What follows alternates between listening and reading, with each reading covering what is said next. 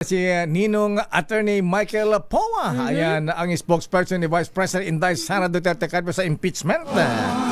Attorney Michael Powa, sir. Magandang umaga po sa inyo, Attorney. Good morning, Attorney. Good morning, Lakay. Good morning din po, Sister El. At magandang umaga po sa ating mga kababayan. Abay, Attorney Powa, ready na ba kayo sa Lunes sa pagsisimula ng impeachment trial kay VP Sara, sir? Opo, at parati naman po natin sinasabi na last year pa lang, no, talagang pinaghahandaan na natin ng impeachment dahil nagkaroon na ng unang impeachment laban sa Vice Presidente na pinawalang bisa lamang ng Supreme Court, no. So, ngayon naman po, talaga naman pong nagtuloy-tuloy lang ang paghahanda natin, kaya masabi natin handang-handa na tayo para sa Lunes. Diretsahan tayo, Attorney Michael Powa. Kayo ba ay naniniwala na magkakaroon ng fair and impartial trial? Alam naman natin na ang impeachment, ang senator judges ay majority ay kakampi ng Malacanang. Well, Lakay, ako naman po, no, ang pananaw naman po ng depensa dyan ay talagang dapat bigyan natin pauna ng benefit of the doubt, no, lahat ng magiging senator judges natin, anuman ang kulay ng kanilang politika. So sa atin naman po, we believe that they will basically decide based on evidence. So sa atin, siguro bigyan muna natin ng benefit of the doubt. Kung meron mga kinikilingan, makikita naman po ng publiko yan, no? Makita naman ng taong bayan yan. Pero sa tingin ko naman, no, ang senator judges naman natin bilang mga senador, sabi nga nila, they are 24 independent states, hindi ba? So, sa tingin ko, umaasa naman po tayo na magiging patas ang paglilitis. Ayan, oo. Sa bagay, ang bentahe lang yata ng depensa, Attorney Michael Powa, ay kung pagbabatayin yung batas, mukhang mahirapan sila makakuha ng 16 votes para i-convict ang Vice President Sara. Well, sa atin po, kung sa totoo lang, hindi naman natin pwedeng i-deny, no, na tinitingnan din natin yung numero. Pero ganun pa man, sir, naniniwala din tayo sa depensa na ang focus talaga natin dapat ay yung mga ebidensya. No? So, sa atin po, kailangan pong maintindihan ng taong bayan na mauuna pong magpresenta ng ebidensya ang prosecution, after naman po ang defense. So, siguro po, maging patient lang po ang ating mga kababayan at intayin lang po na kung meron mga paratang o naturang ebidensya na ilalatag ang prosecution, intayin lang po rin ang magiging tugon at sagot ng depensa. Ayan, ang isang ilang ticklish issue rito, Attorney Michael Powa, sir, ay yun daw pong papaharapin daw ang mga bilang witnesses. Itong si Mary Grace Piatos, ayan, at saka si Sheriff, ayan. Ano sa tingin niyo sa mga witness na ito? Sila ba ay harap at ito ba ay papayagan niyo o meron nga bang Mary Grace Piatos? Well, sa atin naman po, ang panindigan din natin ay nasa prerogative na po talaga ng prosecution kung sino man ang witnesses na gusto nilang ipatawag. Whether it be Mary Grace Piatos or yung pong sheriff na napapabalita, no, kamakailan. Sa atin naman po, ginagalang naman natin yung karapatan ng prosecution na ipatawag kung sino gusto nilang ipatawag. Pero tayo sa defense, ready lang po tayo, no, na to cross-examine all these witnesses na ipapatawag ng prosecution. Dito ba, Attorney Powa, sir, sa impeachment, parang magkakaroon ba ng tipong parang arraignment sa korte? Ayan na. At kung merong ganyan, harap ba ang Vice President Sara? Well, yung napanood ko po, no, sa mga nakaraang impeachment, meron pong ganun, no, wherein the respondent will enter a plea.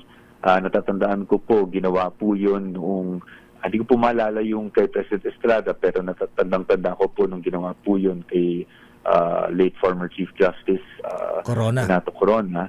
Ginawa po yun at yung abogado po, no, si late former Justice also Serafin Cuevas, no, entered the plea for the respondent then. So inaasahan natin na baka magkaroon din po ng ganun ngayon, no? At kung darating man ang ating Vice Presidente, I cannot definitively say at this point. No? Hindi ko po ma-confirm yan. Pero kung sakali man po, nandun naman po rin kaming mga abogado niya, and we are empowered naman po to enter that plea for her. Hindi pa ba kayo decided sa depensa at Powa kung paharapin nyo o hindi ang Vice Presidente para mag-enter ng plea?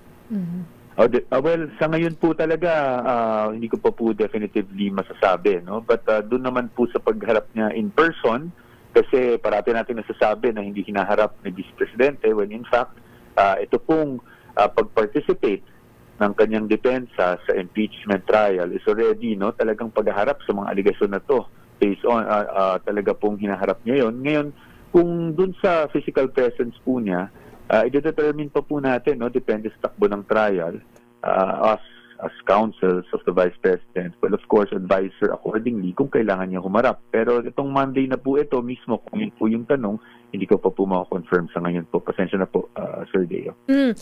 Attorney, may mga nagsasabi na itong impeachment ay more on ang tingin nila ay isang political kaysa legal na basehan. Bilang pong legal counsel o abogado, paano niyo po ito tinitingnan? Nangangamba po ba kayo na maaaring maimpluwensyahan nga ng politika yung magiging desisyon?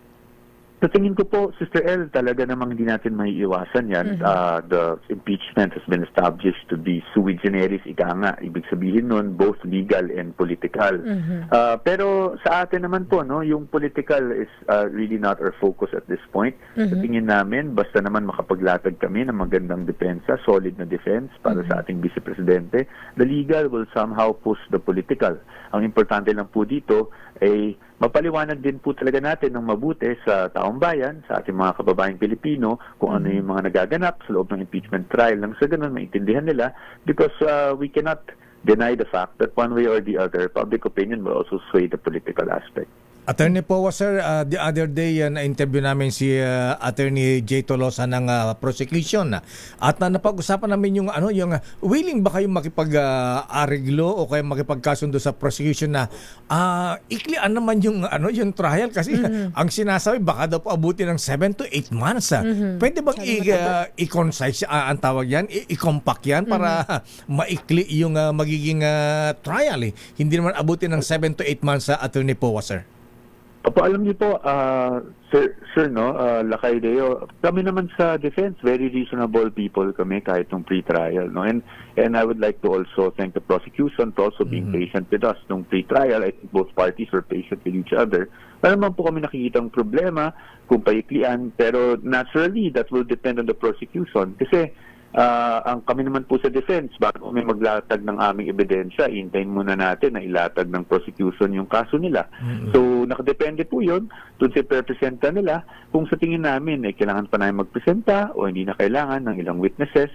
So, tingnan na lang po natin yung takbo ng trial, but ina-assure naman po natin ang taong bayan na the defense is very reasonable in terms of these things, especially procedural matters. At kami naman po, no, I think both sides, the prosecution defense, wala rin naman pong may gusto sa amin na talagang humaba itong trial na to. It's not good for the country, it's not good even for the respondent, no? So to be involved in such prolonged litigation.